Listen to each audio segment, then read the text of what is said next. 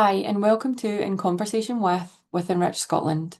I'm Maria Drummond, team leader at Enrich Scotland. We are funded by the Chief Scientist Office to support research activity within care homes across Scotland. We are proud to say that over 42% of care homes in Scotland are now registered as research ready. This means that the manager is open to considering and supporting research that can improve care, deepen understanding, and shape the future of the sector. Today's episode focuses on something that researchers at every stage of their career ask us about: the research ethics review process. Ethics can feel complex, especially in care homes, where ensuring dignity, privacy, and safety is central to every decision. To explore this in a meaningful way, we're taking a closer look at ethnographic research. Ethnography is a flexible, creative method where researchers spend time in real-world settings like care homes, observing daily life, having informal conversations, taking part in activities, and sometimes using tools like field notes, photos, sketches, or audio reflections. It's about understanding experiences as they naturally unfold and capturing authentic stories about what life is really like for residents, staff, and families. Because ethnography involves close, immersive engagement, it can be one of the more challenging study types to take through ethics, making it a rich and useful case study for today's conversation. I'm joined by Dr Fawn Harrad Hyde, a postdoctoral researcher at the University of Leicester with a strong experience in ethnography and care homes, and Margaret Davidson, a care home manager who brings the essential perspective of what makes research feel safe, respectful, and ethical from within a care home. This episode will be useful for care home staff and researchers alike. We are sure you'll take away something interesting, practical, and reassuring. Now let's get started. We are joined by Fawn Harrad Hyde and Margaret Davidson today. So rather than me introduce Fawn and Margaret, I'm going to hand over first to Fawn to introduce yourself and your research. Fabulous. So thank you very much for inviting me, first of all, and apologies, this might be a slightly long introduction because I want to introduce myself, but also the project that I wanted to talk about today. So my name's Fawn Harrad Hyde. I work at University of Leicester as a researcher that's interested in all things care homes. I also work very closely with Loros, which is our hospice in Leicestershire and Rutland.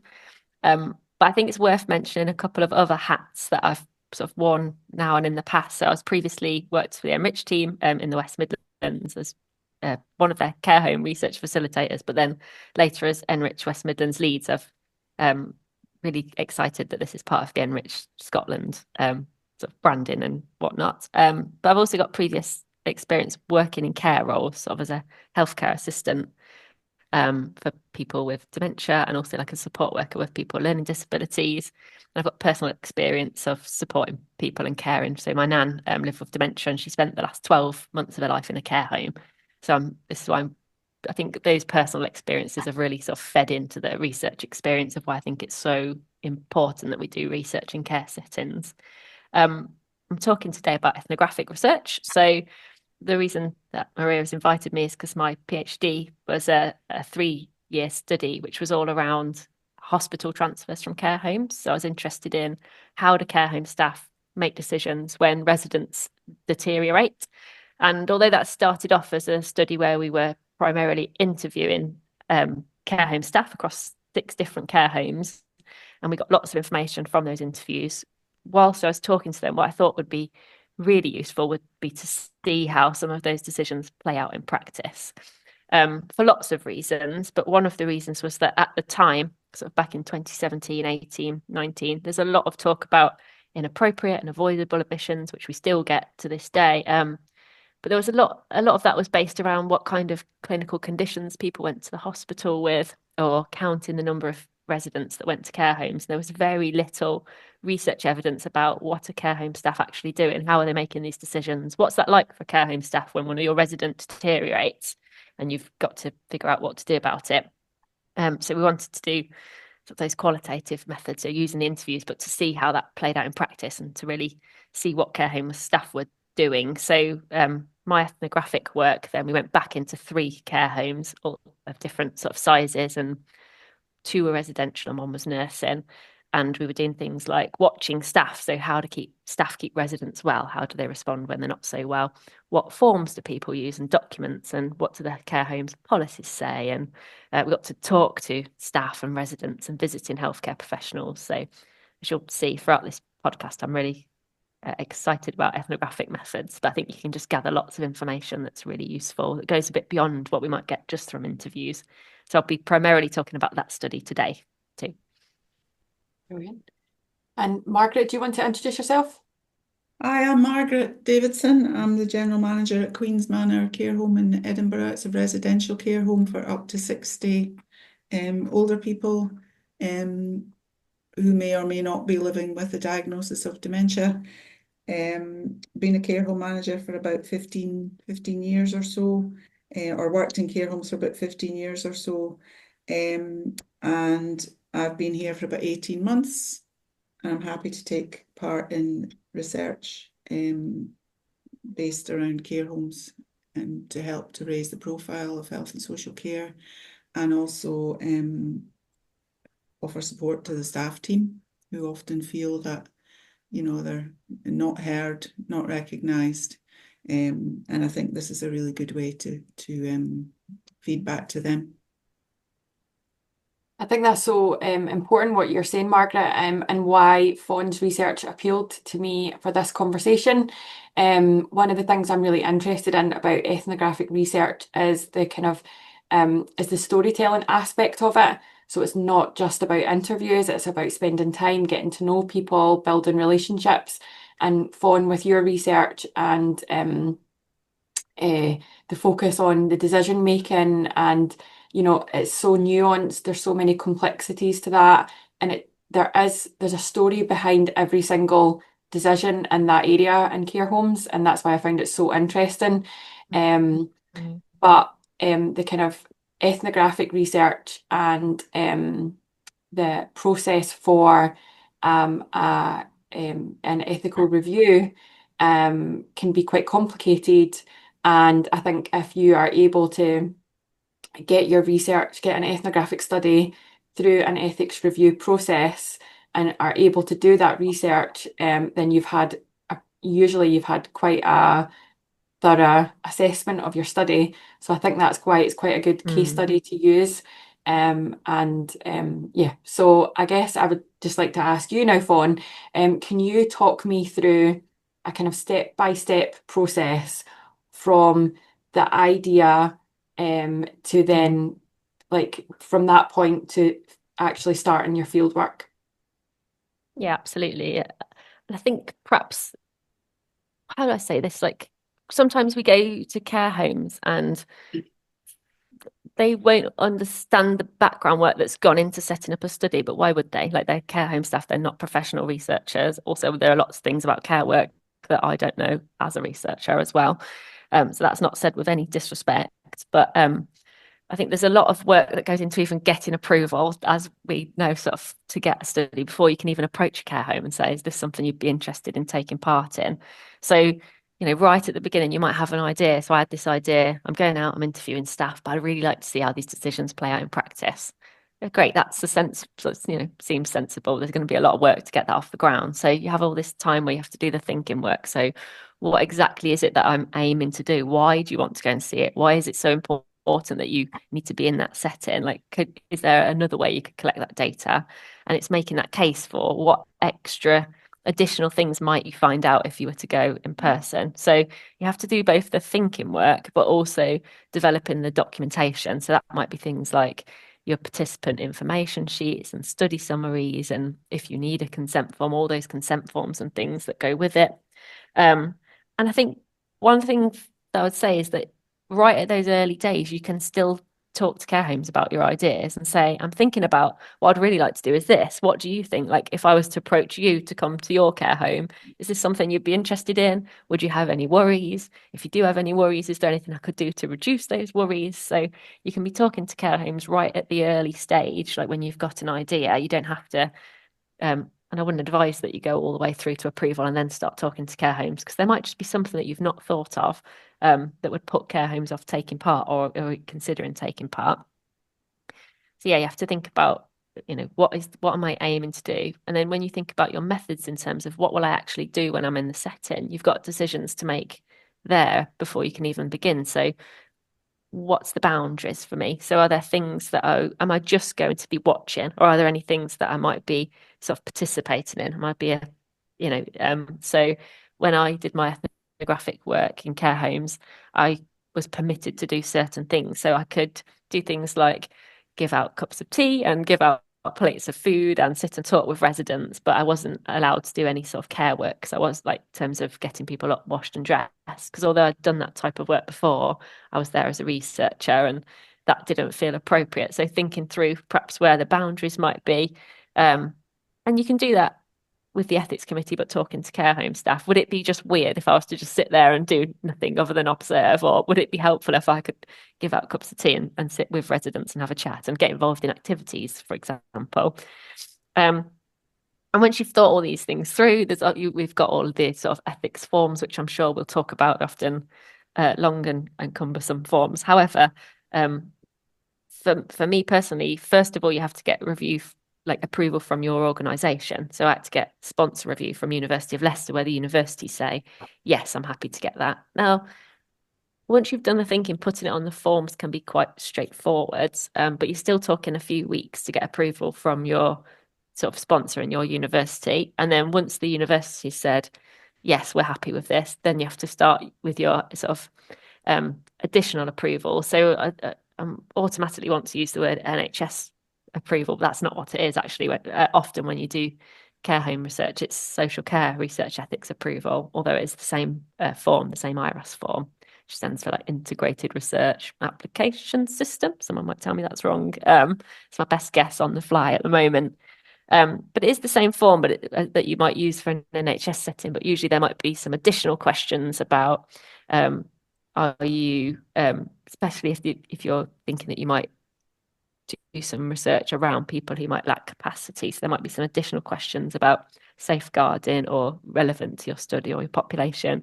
But that review process can take months. So I know you're talking at the beginning about you're sort of regularly asked as Enrich, like how long will it take to get approval?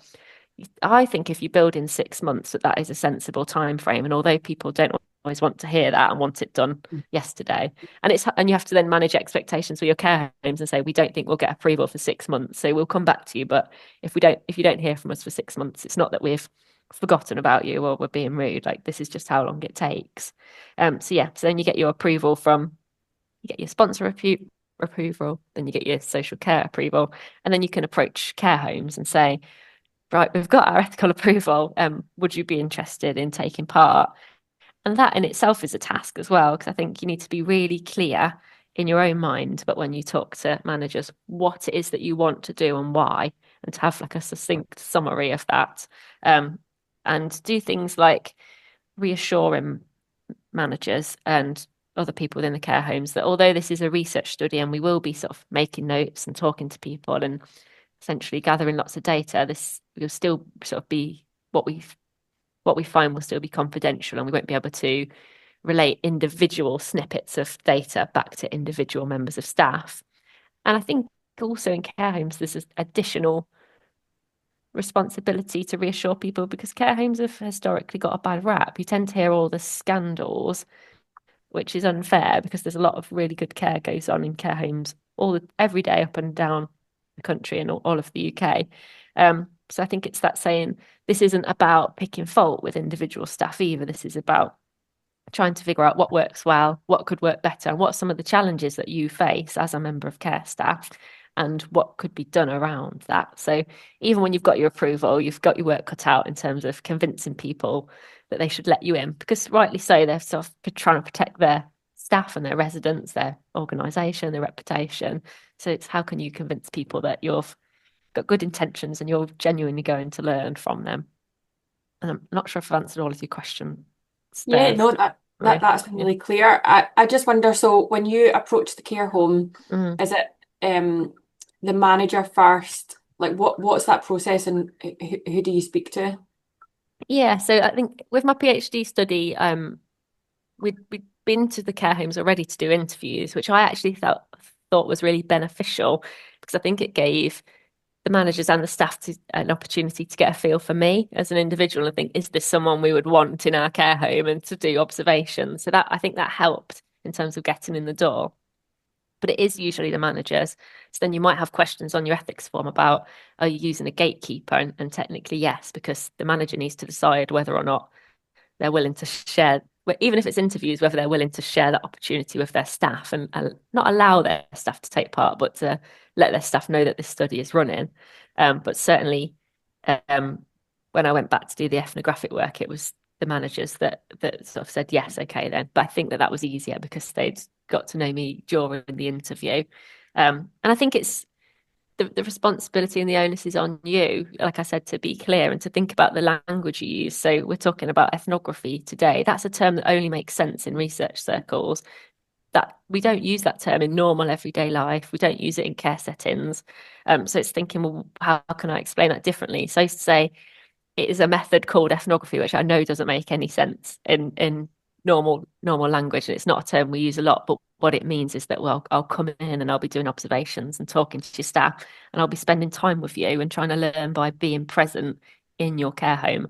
And then I'd say it's a little bit like being on a placement, which is different. There's slight differences, but that's a phrase that people use in care homes all the time. They're used to having nursing students or sometimes physio students or medical students for short periods of time. So the onus is on you to explain what it is that you want to do, but in a way that makes sense to people. And that's not saying, I don't say that with any disrespect to care homes, because why would they know what these specialised research terms means? They're not researchers, they're professional care staff. Mm-hmm. And would you speak to, so once the manager said, this sounds like something that we might want to get involved with, do you speak to other staff and then residents and relatives? Like, is there a kind of filter process? Yeah, so when I did my PhD work, most of the time it was just the manager. However, then we'd do things like, say, try and make people aware that the study was taking place so that people could still choose not to be a part of it if they didn't want to. So we did things like put posters up a couple of weeks before to say, this is a research study, and it had my face on it and said, this is Fawn, she's a researcher, she's interested in this. But if at any time Fawn's present and you'd prefer her not to observe you or to talk to you or to be part of the study, that's fine. Like, it's no problem at all. Everybody's got the choice to take part. And then I could ask individual staff in the moment and say things like, oh, you're doing this meds round or whatever, like, would it be okay if I was to come with you and to watch, or would you prefer that I didn't? And I think it's trying to give lots of people that opt out all the time in the moment. And one thing we might talk about is like ethics processes like consent, but maybe that might be something for them a bit further down in terms of how we manage consent processes. Well, I was wondering about the timescales from the care. So you've said like an ethics application and going through the committees, it roughly kind of allows 6 months mentally. How much time did you spend on the kind of set up time from the care home's perspective and consent and conversations? And I'm trying to think now, but I don't think it was too onerous. So I know at the time, I think it would depend what you've been asked to do in terms of written consent. So I was asked to get, what was I asked to do at the time? So I think we spent a little bit of time right at the beginning, where there were residents that we knew we've talked about when I went into the care home. Are the residents who you might expect to deteriorate over the next 6 or 8 weeks while I'm here that are especially poorly or have been to hospital recently? And of those residents, are there any who might lack capacity to consent to take part, for me to just observe them?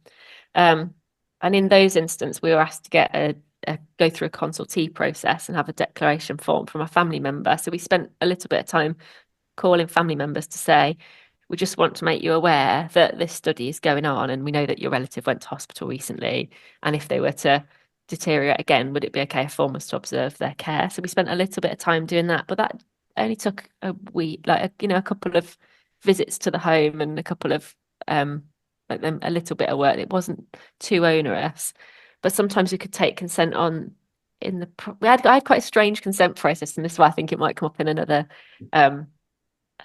question, is because it was okay to get verbal consent from residents and relatives if they were present.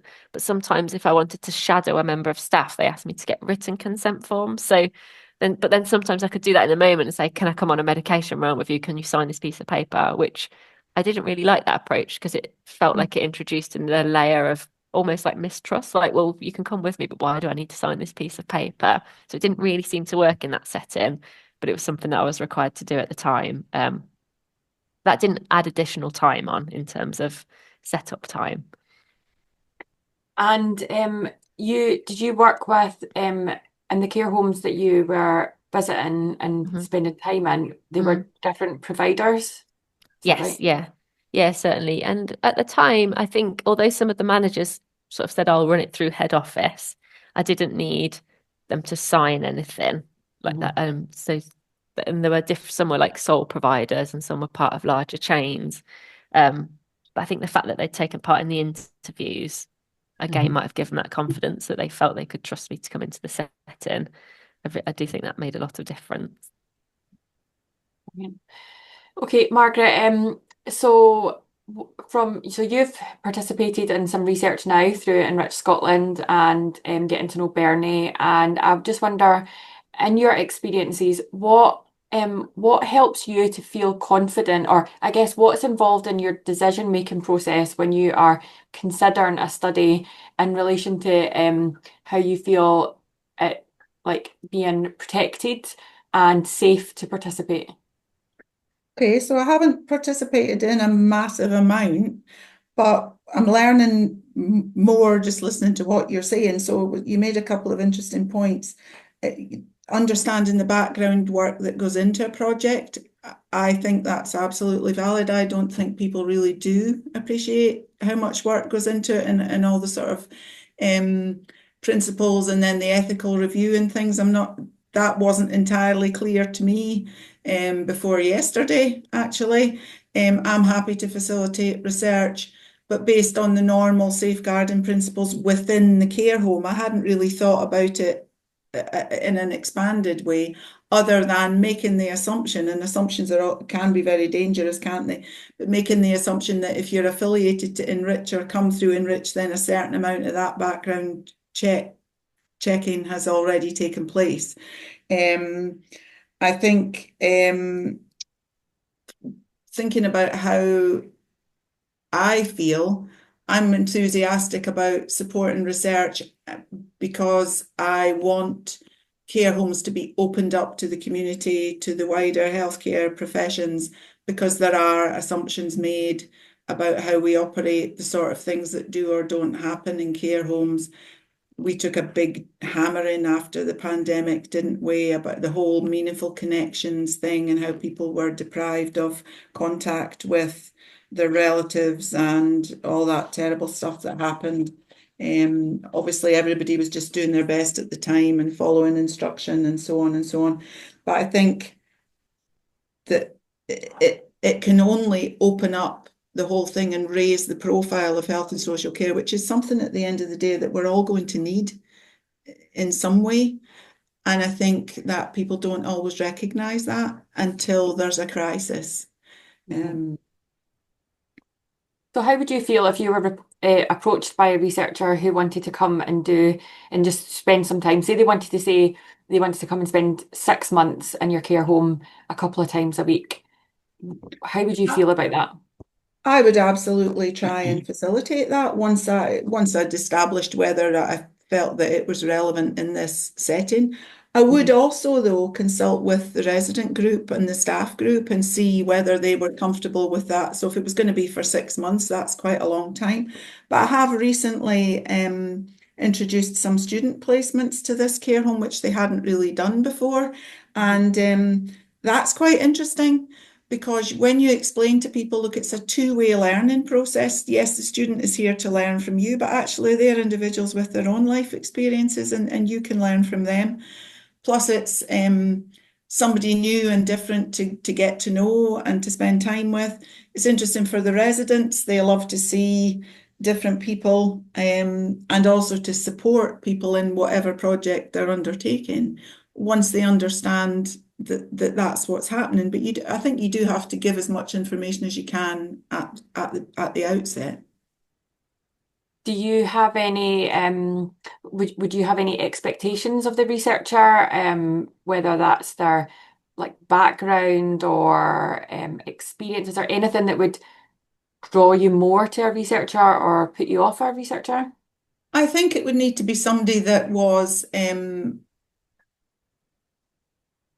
probably very open and able to be realistic about what actually might happen on a day-to-day basis. Maybe have a basic understanding of some sort of care background.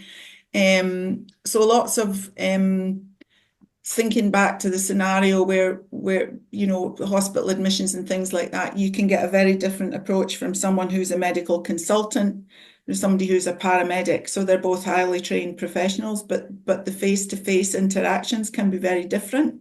And I think there has to be a certain element of personal, you need to connect with people, especially if they're going to be coming into your service. You want to be able to talk to them, to be able to relax in their company. And you're going to be talking about things that, they're relevant to the research, but you might also share other information. You need to be confident that you're talking to somebody that you can trust. And in care, it's all about building trust in relationships with everybody. That's my take on it. Do the staff within the care home, do they know that the care home's registered with Enrich? They do know. Quite often, though, when you ask care staff about the care inspectorate, the SSSC, anything like that, they've been told and they know, and it's reinforced all the time. But when you ask them about it, they have to think for a couple of minutes. Yeah. So I think it takes a long time for the terms of reference to become embedded, because they are quite often very focused on just coming to work, just doing the job and finishing their shift. And the other stuff might seem superfluous. So it's up to us to try and encourage the understanding of the value of it in a broader sense. And it really very much depends as well on why people are working in this environment. I think it's moved on a pace from years ago when I was a much younger woman. People worked in care because it was an easy job to get. It could be flexible around your childcare. Nobody was particularly scrutinising it. Remember, the care inspectorate was only incepted in 2001, something like that. There's a much higher awareness now. The people that come to work in care, there's a requirement to do a vocational qualification. The expectations are perhaps higher. They should always have been high, but the understanding of what the expectations are is different. So I think it takes a wee while for staff to get an appreciation of why you're doing something. Quite often, I'm sure they just think it's something I've dreamed up just to give them something else to do. But I'm hoping my enthusiasm will rub off on them and that they will openly participate because they get why it's happening. I think that's a really interesting point that you make about terms and like the Care Inspectorate or Enrich Scotland or whatever it is. You can explain these things to people, but until they've had an opportunity to be involved in the process, it doesn't necessarily mean anything. And I think that kind of moves us on to the next part of the discussion of the ethics committee versus the everyday ethics. And you can meet with a manager and the manager can say, I'm going to support this study, but so much of the research and the activity actually doesn't necessarily involve the manager. So it's explaining to staff what's going to be involved is completely different from when that involvement actually starts to happen. And I just wonder, Fawn, how did you find about how the ethical review process and filling out the forms and answering the questions on the forms, how helpful was it compared to what you actually had to do in the care home? Yeah. So just to start, I just want to say that I completely understand why we need these ethical forms and that they've been sort of born out of a need to protect participants, which I'm all for. And it is important that we get all the right sort of approvals in place. And I actually, picking up just on something Margaret said, the fact that maybe we don't make enough of the fact that we've gone through this scrutiny as researchers when we approach games, maybe we need to make more of that and say, just so you are aware, this has been checked by independent people and that there are processes in place. If I was to come into your care home and you were unhappy with the way that I behaved, there are people that you can tell and complain and right, we should be scrutinized as researchers as the way we act when we are in care homes. So perhaps we need to do a little bit more of that. And so it is important that we get all the right approvals in place. But I think often the forms that we have are set up for different types of studies. So, for example, they're often set up for studies that take place in a healthcare setting, or they're often set up for studies that are like a clinical trial of a drug or a medicinal product. So very different types of studies to an ethnographic study, but they ask very similar questions. And you can tick boxes now that say this is a qualitative study and it doesn't involve a drug, and you might, it might close down certain questions, but it's still quite hard sometimes to get across the ways that ethnographic research can differ. So Margaret, you also talked about, this is going to be someone who's spending time in our care home, and it's about people. Like, all research is around people to some extent, but especially with ethnographic research, you're going to be present in someone else's space. So it is about relationship building right from the offset to get in the door. But when you're there and you'll get to know the people in the care home, but they'll also get to know you. And I think that's different in ethnographic research. You probably won't get that when we collect data in other ways, like doing an interview or a focus group. So there is a real sort of difference in the way we conduct ourselves. And it might be that you have ethical approval, but you still need to think about, how am I going to behave ethically when I'm in that setting? And that can be a bit of a challenge. And sometimes we'll lift practices from other types of research where we go, oh, this is the best way to get consent, is to get written informed consent. That seems to be the gold standard. But then when you're doing an ethnography and there are 85 people within that setting, it's not practical to get written consent. And even when some people might not be able to read and fill out a written consent form, so maybe a verbal consent would have been better, and to see consent not as a one-off thing but as a process. So we talk about process consent.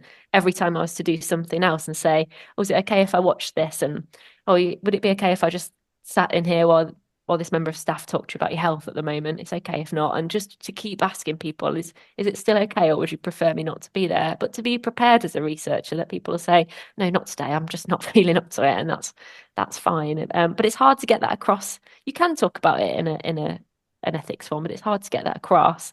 And also, you don't know what you'll be faced with in a care home. So you can say, you can prepare for certain things. Often ethics forms will say, get you to produce almost like a safeguarding flow chart. So if I was to see something really, prepare for the big things that are unlikely to happen, like a member of staff or a family member hitting a resident. That's really unlikely to happen. Like, I've never seen that in all my time as a care worker or as a researcher. But you don't really prepare for the smaller things. Like, sometimes your ethics form will say, well, you're there as a researcher, so you can, give out the teas, but don't do any care work. But then people are short-staffed, and they'll say, would you mind just watching this resident for me while I go and grab some towels? And you think, like, you're in these dilemmas where you think, well, I can watch them, but I can't really step in and do anything. So you're having to navigate those boundaries with the staff to be upfront about what you can and can't do. And you don't want to look like you're not helping as well, because people have allowed you to come into their setting. So there are these much smaller, more nuanced ethical dilemmas that you might be faced with, that perhaps we can't really prepare for in an application form, in an ethics application, that we don't think about. And especially in care homes, care homes can be wonderful settings where there's lots of fun and activity and great relationships built. But you also get people who are very poorly or might have dementia and might be approaching end of life. So we perhaps don't make enough in the ethics form as well about how you keep yourself safe as a researcher, because some people will have a care background and will be used to seeing these types of things, but some people will be coming from other settings where they've perhaps not been in care homes before. And sometimes, even if you are you've worked in care in the past, you might still see things that like upset you or make you sad. During my PhD work, my nan was living at home when I started doing the interviews, and she fell and fractured her hip, which led to, as it's a common story, like going to hospital, trying rehabilitation, coming home, going back to hospital, trying rehabilitation, coming home. Eventually, she moved into a care home at the same time I was doing the ethnographic work. So that was really strange because you then have a slightly different mindset where you're not looking as a researcher, but as a relative and thinking, like if this was my nan, how would she feel? And then how would I feel if I knew my nan was being treated that way? But equally, that was actually quite a nice time for me because I thought, but look at all this beautiful care that I'm witnessing in these care homes. That's almost reassuring for me to know that, okay, so even if she moves into a care home, which, that's not something my nan would have saw for herself, but she'll still be looked after. And I know that good care goes on in these settings. So yeah, I think the form can only take you so far in thinking through some of the ethical issues that you might encounter. Yeah, I think what you're saying is really interesting because towards the start of the conversation when you were saying about the language around research and like ethnography, and it could be its whole research dictionary where the language makes sense to researchers but doesn't really make sense to anybody else, and how you have to consider that before you go into a care home. But what I thought when you were saying that was, how do researchers prepare? Because there'll be many researchers who have no experience of being in a care home. And how can a researcher prepare for these new experiences and what they're going to see and smell and feel and all the, like, it's a full sensory experience when you're in a care home and you're getting to know people over that long, that kind of longer period.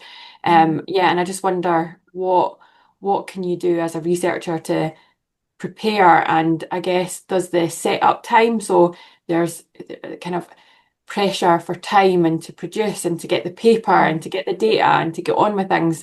But I wonder, is maybe the setup time a good opportunity for researchers to start preparing themselves for that?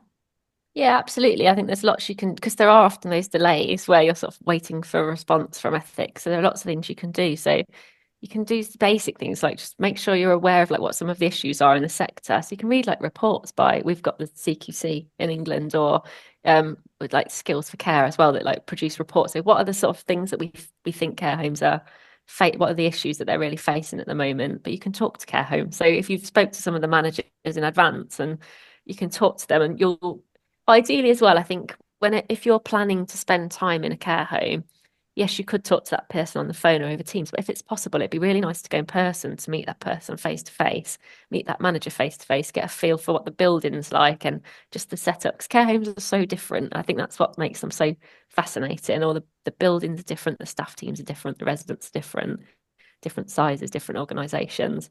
So you can go and talk to people. You could talk to other researchers that have done research in care home settings. So you could have and I'm always so pleasantly surprised.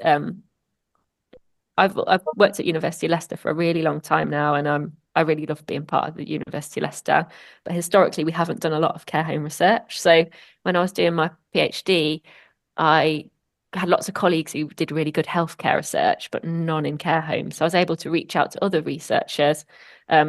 People like Tamara Backhouse at UEA was really helpful and let me look at her ethics application, so I could see what kind of issues she talked about in the application, but just talk to me about being in care home settings. So you can start to prepare there.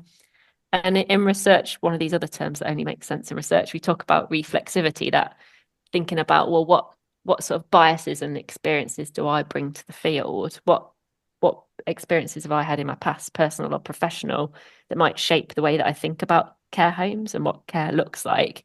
And just trying to be aware of those things. And is there anything that I think might particularly upset me? And you've got time to think those issues through. Yes, I think that like reading around and just talking to people and trying to reflect on your own experiences would be really good ways to prepare mentally. But read other people's I know, like when you get if you're a researcher, if you read other people's theses, like you get the big big PhD thesis, yes, they're big documents, but there's often a bit in the methods where people reflect on their experience of being in a care home. So that's well worth a read. And, yeah, I think that's another way too. Great ideas there. I definitely find that the care home research community is very accepting and open and willing Yeah. to share their learning. So yeah, Yeah. that's all really good advice there. And I wonder, what do you think ethics committees could better understand about care homes? I think just understanding that they're not mini hospitals. So although there are some chains where now they are developing like a team of people who will if there is a research study, you could perhaps approach that team. That is still unusual. So usually it's the manager, and they're not a big research and development department like a hospital might have. So we should be realistic about the amount of information we should be able to give care homes. And often they'll say you need to give them all this reams of information, which completely overwhelms people. They're really busy.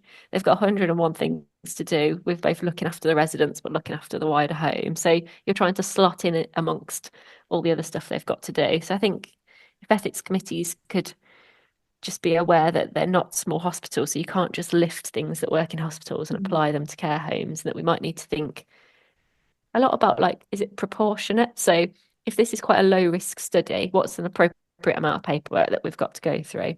If we deem that this is a really risky study, then fine, we can do additional paperwork, because we all want to keep residents safe. And as a researcher, you want your research participants to have a good experience of taking part in research. Because if I was to go into a care home and do something daft or upset somebody, then they're not going to take part in a study with me again in the future. And they'll probably tell other care homes, oh, we took part in this study with Vaughan from the University of Leicester, and I wouldn't recommend it. And that's the last thing we want. We need care homes to take part in our studies, or we will never gather the data that we're sort of interested in. So it's back to this being a relationship. So there might be other things that come to me along the conversations, but they're the main ones that I can think of right now. I think one of the things that I found is that you can't really take it for granted that the people that are reviewing your application know anything about care homes and what it's like Yeah. to do research in there. So like you're saying, like the things that don't necessarily that maybe work in a Yeah. clinical setting in a hospital setting, they just won't work in a care home. And it's hard sometimes, I think, especially when you're it takes so long to get ethical approval that it's quite difficult to push back when an ethics committee say you need to get rid of written consent. You think, oh, should I just do it because it's easier and I'll get my approval and I can start. But if you really don't think it's going to work, it's going back to them with maybe some alternatives. They're saying we've spoke to care home managers and people that work in these settings, and the advice that we've been given is that's not what they prefer. So I think if you work with your managers and residents and people in care homes and they tell you something doesn't work, that does give you a bit more clout to go back to the ethics and say, we don't think this will work. Or in other studies in the past with other experienced researchers have advised me not to take this approach. Is it essential, or could we have another conversation about this? So what you're suggesting there is having some really genuine, meaningful patient and public involvement. Yeah, absolutely. Yeah. Because nobody So wants to design a study that's going to be set up to fail. Like the funder doesn't want that. We don't want that. The participants don't want that. Like we're all trying to get the study through and appropriately approved and on time. Like everybody should be on the same page. and Margaret, what do you think what do you think researchers can do or design into their study to kind of prove to you that their ask is manageable? Okay, so probably that's in the information gathering before, quite a long way before. So they need to know what the demographic of the residents is that they're coming in to speak to. And that can change pretty quickly within a care home setting. Yeah, information about who is willing to participate, which relatives, any barriers to relatives participating. I think there's quite a lot of preparation to be done. And to be honest, I perhaps hadn't realised how much consultation we would need to do. So you made an interesting point about consents. So obviously I had considered that there would need to be consents, but what you said about an overall consent and then having to have individual consents for looking at medication, it's about identifying all of those things that you might be interested in and building them into your initial sort of presentation or document or form, because in order for your survey or your research to be valid, you're going to have to be involved in everything, particularly apart from personal care, obviously, because if you're not employed or not registered, then you're not able to participate in that. But I think it's really important that researchers feel free to be part of the care home life, get into that relaxed kind of frame of mind with the residents, building the trust. It's all about the information gathering at the beginning about each individual care home, because they are all very different, and the staff group is different, the residents are different, the physical environment is different, the activities provision, what else is on the calendar, that needs to all be taken into account, I think. And also, Margaret, you work in a residential home, so you will presumably be accessed by NHS services like district nurses and things like that, whereas a nursing home might not necessarily have community nursing NHS teams visiting as much. So how can you really that's a whole other group that you would then need to engage for the setup time? Exactly, yeah. So you're right. We can get everything we need, but it has to come in. Whereas a care home with nursing already has registered nurses on the premises. So there is a wider scope for the people that you need to involve and introduce to your researcher and make them aware of what's happening. I guess then they will have the opportunity to identify what consents or obstacles there are that they might come up against, So I hadn't thought of that either, to be quite honest. But yeah, that's definitely a factor. Yeah, so when I was doing my PhD work, we did talk to some of the visiting healthcare professionals. So, for example, if a chiropodist came in or a GP came in to do a GP round, but I don't think that added any additional work to the setup or to the work of the manager or the care home staff. No. All that meant was that when the healthcare professional turned up, they'd say, "We've got somebody here doing a study about X, Y, and Z, and they'd quite like to observe you. Would you be willing to have a conversation with them about what the study involves?" Because then I could say, "This is what I'm interested in. This is why I want to observe you. But if you don't want me to, that's absolutely fine." And then they could make a choice about whether they'd like to take part or not. But you don't want, I think it's difficult because you don't, as a researcher, you're trying to remove some of the jobs from the manager. So the manager doesn't need to be able to fully articulate what my study is and why I want to do it to every person who walks in the door. Like, that's a job. They could just make them aware we've got a researcher in. Yeah. And she'd have a quick conversation with you. I wonder, did the ethics committee ask any questions about the different types of care homes and therefore the different teams that you would be involved with, Fawn? No, I didn't get any questions about those types of things. I think we were quite clear because you often have to write a sort of a summary of what is this study about or a bit of background in your ethics form. And we were clear that there are some nursing homes and there are some residential homes, and we'd like to go to a mix of those homes and did a brief explanation. But that I think they were less concerned about that and more concerned about the practicalities of things that they are used to looking at, like consents. And they were also concerned about I think they just wanted reassurance, which is fair enough. Like, what if you start observing the care of somebody and then they become very distressed and they appear that they don't want you there? Because we were talking about people who are perhaps non-verbal or find it difficult to make their wishes known, and we're saying we would look for things like just even distressed behaviour. If the staff say, I feel like they don't want you here, then we'll respect the staff and be led by them, because the staff know their residents much better than I ever could as a researcher. Things like pacing or wringing hands and looking really worried. Like if we get that and that's really unusual for the person, then we won't observe, because if in doubt, just err on the side of caution and don't observe. But I think they wanted perhaps to hear that rather than just have read it in the form to be reassured, because they're trying to make a decision as well about, is this study trustworthy? Are you trustworthy? That's their role. Did you wear a badge or anything that identified you while you were in the care home? I think I wore my University of Leicester lanyard, like badge with the lanyard on. which was deliberate so that people didn't think I was a member of care staff, just to be clear. But I also thought, it's as silly as it sounds, I thought quite carefully about like what you wear. So and care homes are different. So some people will wear just normal everyday clothes and some people will have a uniform. So in the homes where they wore normal everyday clothes, I was like, okay, well, what's everybody else wear? And it was winter, so I was like, I'm just gonna wear like my jeans and a jumper and boots, like, and just look a casual. But in homes where they had a uniform, I remember saying to the manager, like, what do you think would be appropriate for me to wear? And she said, oh, just a black t-shirt or a black jumper and black trousers. And I said, okay, because I want to blend in enough that I'm not standing out, because I think that's part of blending in and getting to know people, that you don't look super different. It'd be quite unusual, for example, if you say if I went in like a full suit or something, you think you look a little bit out of place, and you don't want that. Yeah, that's it. So it's trying to fit in with people. Okay, great. So we got some questions, and I think I'll ask you your questions, Fawn, first. Okay. Okay, so were there any challenging ethical moments during the fieldwork?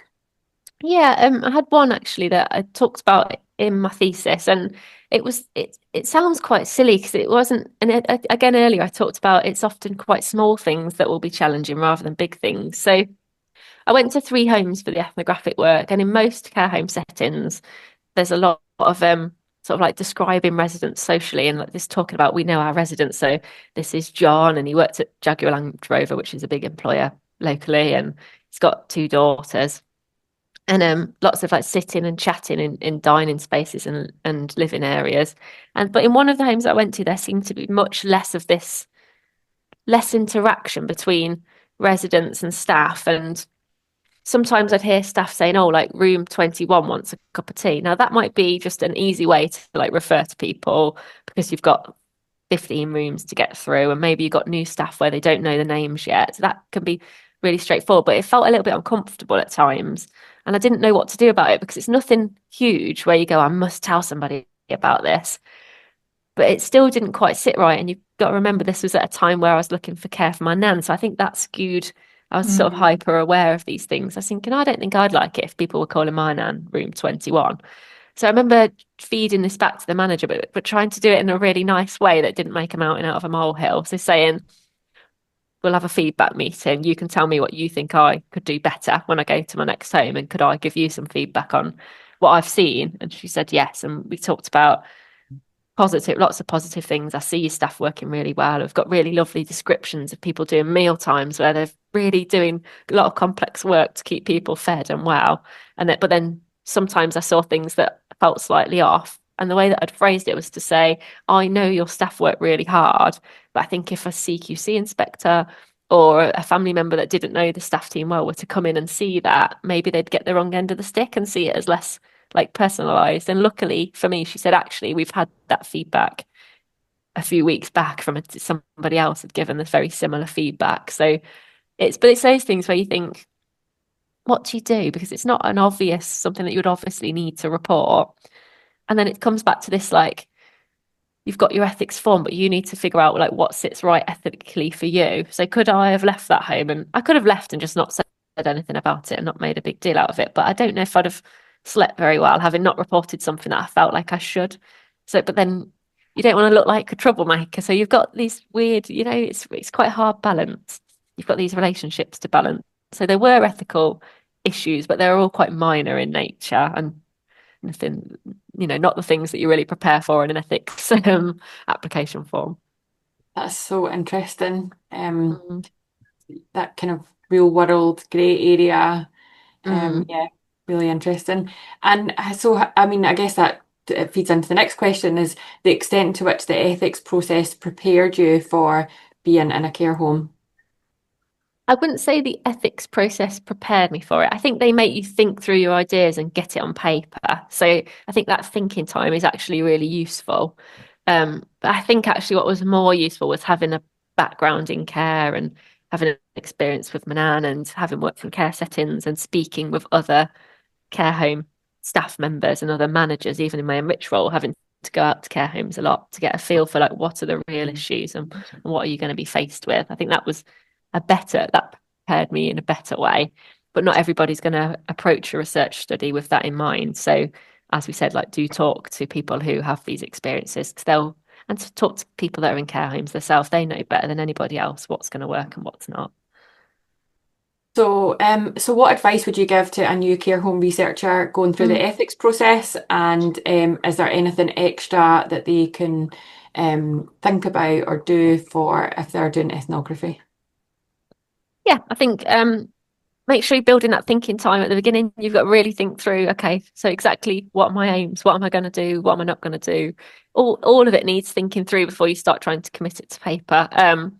But as I said, like, talk to people in care homes, like, reach out, and if you don't have access to managers and things, talk to people like Enrich. And I'm not just saying that because this is an Enrich, podcast. They're really, what I really like about the Enrich is that they've done a lot of that relationship building with the care homes, and care homes trust them, and they can help you to reach care home managers. So you can have conversations either directly with people in care homes or with people who know care home research really well. And that might be researchers, might be Enrich, might be people like the British Society of Gerontology have a care home research special interest group.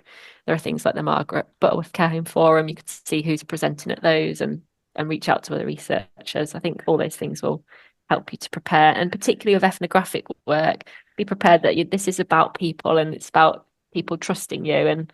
And to some extent, you've got to be a little bit vulnerable yourself. So to tell people what are you trying to achieve, and people might want to know about how did you get here and why are you interested in this topic and what's your plan afterwards and who are you as a person. You might get a lot of personal questions, as you would as if you were a new staff member in the team, where people want to know what's your family situation, who do you live with, like, people want to know that about you because you're in their space.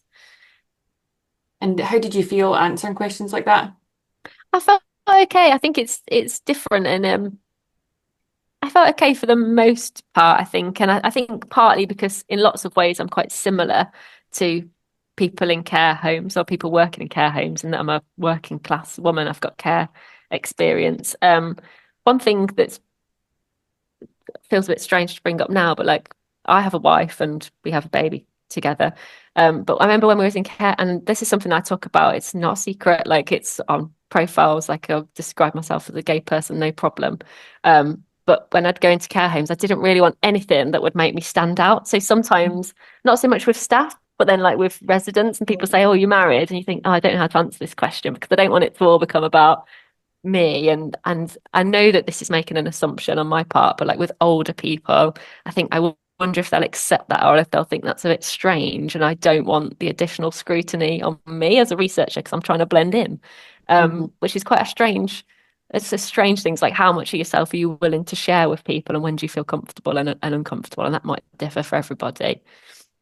I find that so interesting, and that's what draws me to the more kind of observational, interviewee, focus groupy types of approaches and research, is because, like, I mean, and this is an assumption and this might be wrong, but I'm not necessarily sure how much of like a clinical trial nurse will think about, like, before I do a blood test or before I give a medication, I have to think about how I might answer a question about my home life. And I find that really interesting about the more kind of talky methods, that you bring yourself into that situation, and it's okay to admit that you are coming in with thoughts and feelings and experiences that are going to shape how you see things. And you've obviously touched on that in the conversation about going through you were transitioning into a relative of a resident while you were doing your field work, and that absolutely impacts your experiences and how you're feeling about things. So that I always see that as like a really positive, and I find that really interesting as a reader of research, that the more kind of talky methods allow that within the researcher to come out as well. And that's where I feel like it's a real partnership. It goes back to this relationships, like, we're all human. As a researcher and as your participants, we're all human. And so it'd be silly to pretend that we're just robots that do the research, So I think you have got to bring some of yourself to the field and think about which bits am I comfortable bringing and which bits might I not be comfortable bringing. And that might be different in different settings, in different care homes, in different situations. Yeah, because like you say, that was something that you thought through a wee bit more for residents, but you might not necessarily have thought as much Probably about it. wouldn't have worried with Staff room, yeah. No. Yeah, I think it's just that making assumptions about generational attitudes towards gay people. But again, often when I've told older people, they've said, "Oh, like I've got a granddaughter or a grandson." So you make assumptions as a researcher about what people will and won't accept as well. So some of that's on me and my assumptions rather than on them. But it's great that that's part of the prep and that's part of the thinking and it's part of the reflecting that you do as you're doing it. That I don't necessarily think all researchers need to do, No. but I do think that it enhances the quality of the research that gets shared. So yeah, I think that's really interesting. So Margaret, do you feel, so this question's about types of research, whether it's a clinical trial or an interview or like we've been talking about today, observations. Do you think that there's any types of research that are more or less safe? And if so, why? Well, I'm pretty sure they're all safe, but the clinical trial, I think, in this setting might be more difficult to get a representative group just because several of the residents wouldn't have the capacity to make that decision themselves, so you could effectively exclude them. The amount of information that people would need and what their sort of attitude towards that would be, I don't actually know. My own feeling is that the interview and the observational type might be more fitting in this setting, but I guess in different care home settings. So we have another care home that looks after people with complex needs over a much wider age range. So the appropriateness of research would be different. You know, they would be able to accommodate different types of research, I guess. I think the points that you made about feedback and highlighting concerns, I think researchers need to feel confident to raise any concerns that they have or anything that they observe that they're not comfortable with, so that the manager can give them an explanation or investigate to see what's actually happened there. So you spoke about referring to people by room numbers. We do sometimes do that, but it should actually be the gentleman in room 1 as opposed to using their name, because it, depending how particular you are about information sharing, some regulators and visitors and things expect even things like names to be, redacted or protected, which is pretty restrictive in this environment when it's very social and the residents are all moving around and we're going, "Oh, morning, Dave," or "Morning." So I've immediately identified somebody. So there's then no point in saying the gentleman from room 3 or whatever. But it's interesting because people's perception of why things are happening or what's actually happening or the way that people are talking to each other. There's a lot of banter between staff and residents, and some of that might sound a bit bizarre to somebody that's coming in.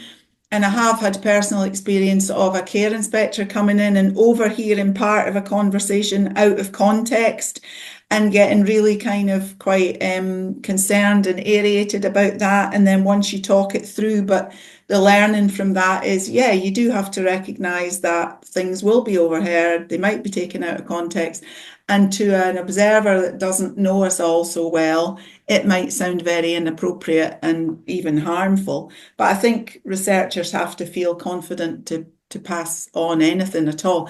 And as a manager, I would rather you ask me about it and we talk it through and consider if there is a humorous aspect to it or whether there is a real concern, because quite often visitors will observe or hear things that the manager might not, because they're throughout the care home, whereas quite a lot of the time the managers confined to a much smaller space. And also from time to time you need to reinforce training and behaviours amongst your staff team if it's approaching a boundary that you shouldn't really cross. You need to sometimes bring it back in. So I think the feedback's really important. Again, the consultation and the advice and the real information about the type of study and what's likely to, the sort of things that are likely to be asked or shared. That's really important to make people feel safe. The point you made about sharing your own personal information, that's always a tricky one, because where you've got older people, there's a wide range of opinions amongst all of us let's be honest, but older people sometimes have these intolerances and use language that are no longer really acceptable in a wider space. And you're right about diversity and equality and things. Sometimes older people don't have a very up-to-date, shall we say, grasp of that. It's not to say that they're not tolerant, but they're all individuals, and they could be quite funny. They have different, as you said, generational attitudes. They make assumptions. They are curious, and I think it's up to each individual researcher what they want to share. The other thing about it is that, if you share something that may then be deemed a little bit controversial as far as residents are concerned, it gives you the opportunity to sort of explain that a little bit. And we've got here in this care home, we've got a really diverse staff group. So 40% of the staff are international staff. We have a number of staff who are gay, and I'm sure there's other descriptors or categories that people fall into. It doesn't make any difference here, because we're obliged and we wish to promote diversity and inclusion amongst the residents and the staff. So that's very much what we promote in this environment. And I'm sure it's the same in every care home. That is the philosophy, isn't it? Like we said, people are different and people have their own views, and that's fine. And you can't, that is life. And and that sort of also links to when you're trying to get participants for your study. People may not want to take part. Some residents will go, oh yeah, come in, watch this GP do X, Y, and Z, or I'm happy for you to sit in my medication round. And other people will say no. And you think that's fine. Like, they've got every right to be who they are in their own home, and that's okay. Yeah, I mean, I think that's the kind of key part, Fawn, isn't it? That it's in their own home, and how we behave behind closed doors with our families is not how we behave in work, and that's their home. And I think, like we've spoke about loads in this conversation, is the prep work, the groundwork, the talking to staff, building the relationships, and just naturally getting at ease in the environment that you're going to be spending time in. And I guess, the final question was, what can researchers do to work around the realities of a care home? And I guess we've kind of touched on that, haven't we?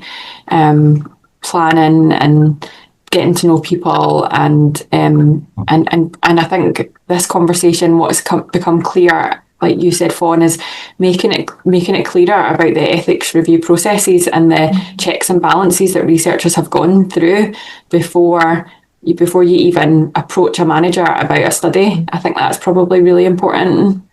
Let them know, if we're going to do our best to come in and fit in with you and fit in around you. And I'm representing myself, I'm representing the university. It'd be really strange of me to come in and do something really silly.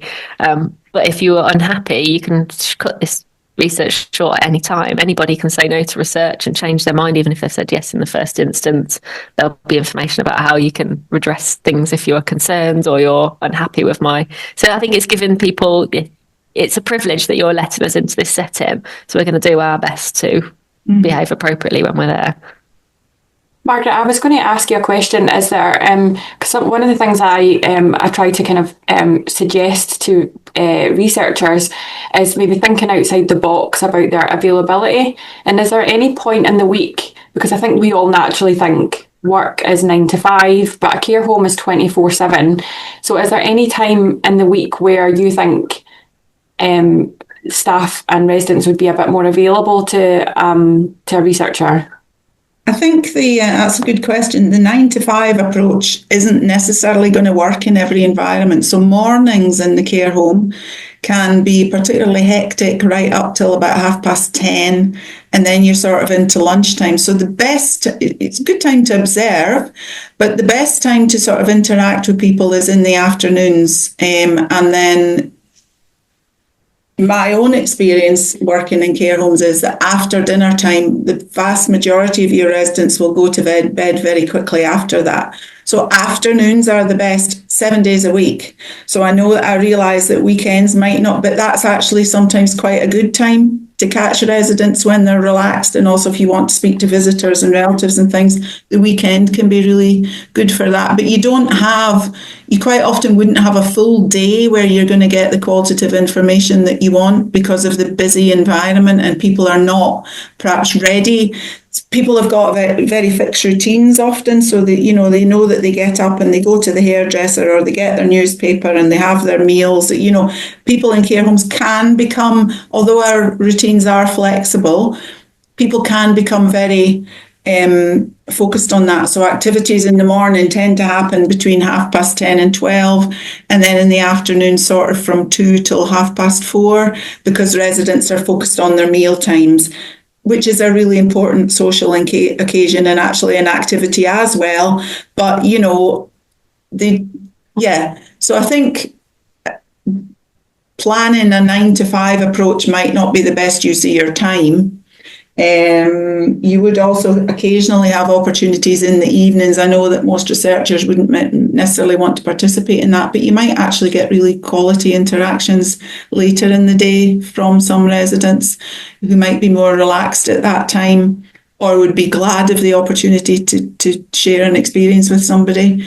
The staff are always busy and they'll tell you they're always busy, irrespective of what time you're here. And that's true, it is a busy environment, but there are opportunities during the day. I would think afternoons are probably better. Great, thanks so much. So I've ran through the questions. I've really enjoyed this conversation. It's been really insightful. And I just want to say thanks, Fawn and Margaret, for your time. I think this conversation is going to be really helpful to researchers, students thinking about a career in research, and care home staff to learn more about the ethics review. Fawn, do you have any final thoughts? Just to say thank you for the opportunity for inviting me here. If people are planning ethnographic research in a care home setting, please feel free to reach out, because I'm always excited to hear about people's studies. Probably a small plug as well is that the University of Leicester, we have a lot of ethnography expertise in our research group, which is called Sapphire, which is social science applied healthcare improvement research. I feel like I've missed a letter there. But we do run like an ethnography summer school once a year, and a lot of that is around healthcare, but some of that is about social care as well, and it's something that I'm usually involved in. So it is a small plug, but I think it's such a great opportunity. It's like a 2 or 3 day intense training. So if you're new to ethnographic research, it is a really good way to get trained. And I promise you, I'm not just saying that because I'm part of the research group. It's a really good opportunity. Thanks so much. And Margaret, do you have any final thoughts? I think that the opportunity to participate in the research or support the research is a real opportunity for people's personal development, because I've learned such a lot already over the last couple of days just by participating in this conversation and thinking about it beforehand. I would say to anybody wanting to come into a care home, relax, be open-minded and realistic. There's good days and then there's really bad days, or any day can change at any point. It can be quite hectic. Just be approachable, relax, and enjoy the experience, because you're going to meet some fascinating people.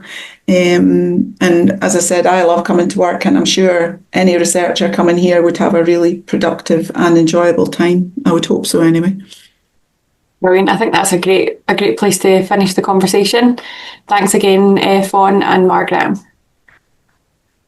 A huge thank you to our guests, Dr Fawn Harrad Hyde and Margaret Davidson, for sharing their insights and helping us unpack what ethical, safe and meaningful research looks like in care homes. We hope today's discussion has given you a clearer understanding of the ethics review process, especially for ethnographic studies, and the importance of collaboration between researchers and care home staff, residents and relatives.